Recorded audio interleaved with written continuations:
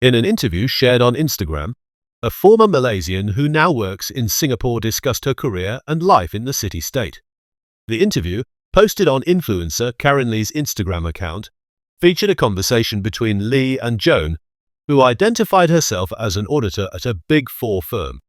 The Big Four refers to Deloitte, Ernst & Young, Klinveld Piet Marwick Gordeler, and PricewaterhouseCoopers. During the exchange, Lee asked Joan whether she was Singaporean. When Lee clarified that she was looking for a Malaysian, Joan revealed that she was originally Malaysian but has since become a Singapore citizen. Joan explained that while her parents remain Malaysian, she attended primary and secondary school in Singapore, but pursued her university education at Sunway University in Malaysia. When asked why she returned to Malaysia for higher studies, she cited the difficulty of securing admission to local universities. "I couldn't qualify for a Singapore university. It was too difficult." Joan highlighted the demanding nature of her job, especially during peak periods when overtime is common. She noted that many Malaysians work in Singapore's Big Four and mid-tier firms due to a persistent labour shortage. "There's always a manpower shortage, not enough resources, and the overtime is crazy." When asked for advice for those considering an auditing career in Singapore, Joan acknowledged the heavy workload, but noted that foreigners often have a higher take-home salary than Singaporeans or PRs, as they do not contribute to CPF. However, she cautioned that rental costs in Singapore are high. Joan also shared her emotions about giving up her Malaysian passport, admitting that she felt sad but still considers Malaysia her home. The interview sparked a flurry of online reactions.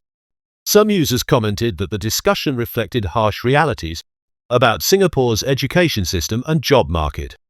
Some users expressed disappointment over Singapore's education system, noting that those unable to secure a spot in local universities often have to study overseas before returning for work.